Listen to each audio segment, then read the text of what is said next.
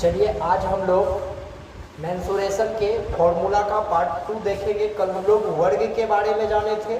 आज हम लोग को पूर्ण रूप से आयत को कंप्लीट रूप से समझ लेना। समझ में आ गया कि नहीं? कि आज हम लोग पढ़ेंगे आयत। क्या पढ़ेंगे? आयत। इसको रेक्टेंगल कहा जाता है। रेक्टेंगल कहा जाता है। क्या कहा जाता है? रेक्टेंगल। सेम थोड़ा सा अंतर है, ठीक है। उसमें समभुजा बराबर था, इसमें आमने सामने की भुजा बराबर होगा, वही आयत कहलाएगा। समझते हैं? पहले एक फिगर को देख लेते हैं, भाषा अपने मन में बन जाता है। देखिएगा, इस फिगर से आपको सारा बात बता देंगे, भाषा औसा कैसे लिखेंगे सब बात आप जान जाइए। ये भी आपको बोर्ड पे फिगर दिख रहा होगा। ये फिगर है किसका? तो आपने जो अभी टॉपिक का नाम याद किया आयत, रेक्टेंगल, वही चीज का फिगर। अब समझिए, ऐसा चतुर्भुज, क्या कह रहे हैं? ऐसा चतुर्भुज जिसके आमने सामने की भुजा, आमने सामने समझ रहे हैं, जो मेरे सामने होगा वो मेरे बराबर में, बाकी कौन क्या होगा हमको मतलब नहीं। मान लेते हैं इसके सामने ई खड़ा है तो ई 5 सेंटीमीटर होगा, तो ई भी 5 सेंटीमीटर होगा। याद हो गया?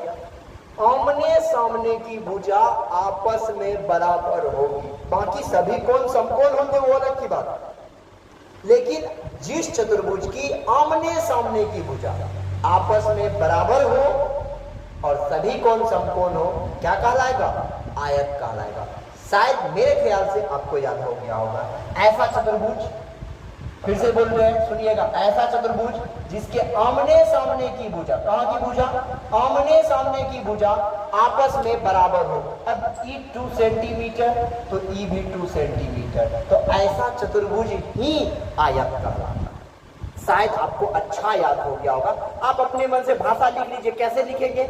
ऐसा चतुर्भुज, ऐसा चतुर्भुज जिसकी आमने सामने की भुजा आपस में बराबर और सभी कोण समकोण, यानी कि 90 डिग्री। कल हम आपको बता देंगे, यानी कि 90 डिग्री। समझ में आ गया कि नहीं आ गया? कोमा आयत कहलाता है।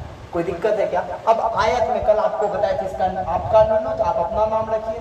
ए बी सी डी रख दिए, बाहर से शीर्ष होता, बाहर से क्या होता बाबू? शीर्ष होता।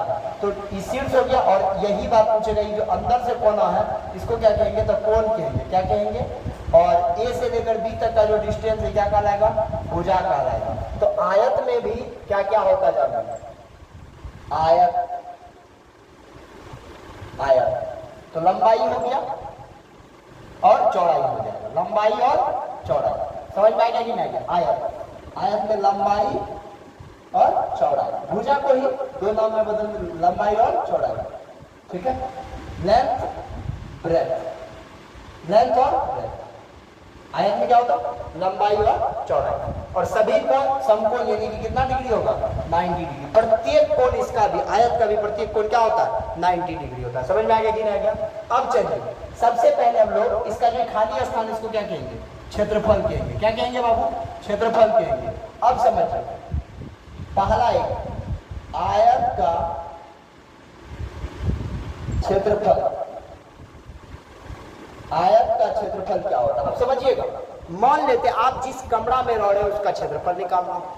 आप जिस जहां पे हो उसका जो खाली जगह होगा ना, खाली जगह, समझ में आ गया कि नहीं? जो खाली जगह होगा उसी का क्षेत्रफल। देख लीजिए, ये खाली जगह दिख रहा है ना आपको, तो इसी का क्षेत्रफल निकालना। तो आयत का क्षेत्रफल का फॉर्मूला होता है लंबाई गुना चौड़ाई। क्या होता है? लंबाई गुना चौड़ाई। इसी को लेंथ इंटू ब्रेथ कर, या एलबी भी आप कह सकते हैं। हैव यू कोई दिक्कत, कोई प्रॉब्लम? हैव यू कोई प्रॉब्लम? नहीं ना? चलिए अब समझिए, आयत का क्षेत्रफल हो गया। अब एक चीज समझ, अब यहीं से 2-3 फॉर्मूला आपको हम सिखाते हैं। यदि पूछ दे लंबाई, यानी कि आयत की लंबाई, आप आसानी से बता दोगे। कैसे बताओगे वो बात बता दो। लंबाई पूछेगा तो क्षेत्रफल बटा चौड़ाई, चौड़ाई पूछेगा तो क्षेत्रफल बटा लंबाई। Concept clear? क्षेत्रफल बटा चौड़ाई, ठीक। इसी में फॉर्मूला पूछेगा आयत की चौड़ाई, आयत की चौड़ाई, तो क्या हो जाएगा क्षेत्रफल बटा लंबाई, क्या हो जाएगा क्षेत्रफल बटा लंबाई। तो तीन फॉर्मूला हम लोग को याद हो गया, आयत का क्षेत्रफल, आयत की लंबाई, आयत की चौड़ाई। फिर से समझिएगा, आयत का क्षेत्रफल लंबाई इंटू चौड़ाई, आयत का क्षेत्रफल लंबाई इंटू चौड़ाई, आयत का लंबाई क्षेत्रफल बटे चौड़ाई और आयत का चौड़ाई क्षेत्रफल बटे लंबाई। यहां तक कॉन्सेप्ट क्लियर हो गया। अब होगा आयत का परिमाप, आयत का परिमाप, तो आयत का पेरीमीटर ऑफ रेक्टेंगल 2 इंटू लंबाई अब प्लस में चौड़ाई। और इसे आपको एक कल कॉन्सेप्ट दिए थे, फिर से दे रहे, यदि किसी चीज का परिमाप पूछ ले, यदि किसी भी चीज का परिमाप पूछ ले और आपको नहीं पता हो तो आपको एक कॉन्सेप्ट कल दिए थे, फिर से दे रहे हैं, सभी भुजाओं का योग, सभी भुजाओं का योग किसी भी चीज का परिमाप होता है, किसी भी चीज का परिमाप, चीज का परिमाप, आपको किसी भी चीज का परिमाप पूछे, यदि नहीं जान रहे हैं, एक शब्द में उसको कहिए सभी भुजाओं का योग ही क्या कहलाता है, परिमाप का। शायद हमको लगता है आपको याद हो गया होगा। अब यहां से कॉन्सेप्ट आपको और सिखाते हैं, आयत का अर्ध परिमाप, आयत का अर्ध परिमाप। बाबू अब आप और ज्यादा सीख जाइएगा, परिमाप सीख गए, क्या बोले 2 into l plus b, 2 into l plus b यानी 2 इंटू लंबाई प्लस चौड़ाई, याद हो गया होगा। परिमाप नहीं जानेंगे तुरंत कहेंगे सभी भुजाओं का योग और परिमाप क्लियर हो जाएगा, कोई दिक्कत। अब कह रहा अर्ध परिमाप, यदि किसी भी चीज का आधा वाला बात किए तो बटे में 2, आपका आधा आपका बटे 2, मेरा आधा मेरा बटे 2, जिसका आधा और जिसका बटे 2। समझ में आ गया कि नहीं गया? जिस भी चीज का आधा पूछेगा तो बस हाफ में लगा देना, नीचे में 2 लटका देना। तो जिस भी चीज का अर्ध यानी कि आधा पूछेगा, नीचे में लगाएंगे 2। केगा चौथाई ज्ञात कीजिए, नीचे में लगाएंगे 1/4 यानी कि नीचे में 4 लटका देंगे, फट से एकदम कंप्लीट हो जाएगा। तो किसी चीज का आधा के तो नीचे में क्या लगाना है 2, याद हुआ? किसी भी चीज का एनीथिंग, मेरा अर्ध परिमाप मेरा बटे 2, तुम्हारा अर्ध परिमाप तुम्हारा बटे 2, चचा का अर्ध परिमाप चचा बटे 2, जिसका भी अर्ध परिमाप कुछ भी। समझ में आ गया? तो इसका परिमाप क्या होता है पहले ही बता दें, 2 इंटू लंबाई प्लस में चौड़ाई, लंबाई प्लस में चौड़ाई, आधा तो बटे में 2, ई 2 कट गया तो बचा क्या, लंबाई प्लस में क्या बच गया, चौड़ाई। तो इसका जो एक l plus b, l plus b क्या होता है, आयत का अर्ध परिमाप क्या होता है, एल प्लस बी। आयत का अर्ध परिमाप क्या होता है, एल प्लस बी।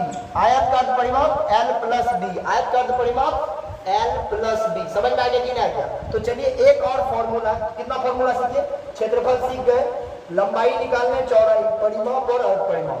मेरे ख्याल से आपका दिमाग में बैठ गया होगा पूर्ण रूप से। अब एक फॉर्मूला है आयत का विकर्ण, आयत का विकर्ण। तो आयत का विकर्ण होता है अंदर root L square plus B square, अंदर root L square plus B square. शायद आपको यह भी फॉर्मूला याद हो गया होगा। यही है आयत का खेल। इसी पे आपको हम क्षेत्र नीति का सारा सवाल कंप्लीट कराएंगे बहुत जल्दी। एक वीडियो आपको आएगा सब फॉर्मूला के साथ, सवाल का सॉल्यूशन। आप देखते रहे, देखे ना पूरा, जब देख लेते वो कमेंट कर दे, हमको भी लगेगा आप वीडियो देख रहे हैं। यदि आपको बाद में 10th में पढ़ रहे हो, जिस भी क्लास में पढ़ रहे हो, आपको कोई नोट्स की आवश्यकता पड़ेगी, वो भी चीज हम आपको बहुत जल्दी प्रोवाइड करने वाले हैं। थोड़ा थोड़ा आप लोग मदद करें, मदद यही करें आप भी देखें, दूसरे को भी देखने के थोड़ा प्रेरित भी करें। धन्यवाद, फिर मिलते हैं, तब तक के लिए bye, nice to meet you again, okay.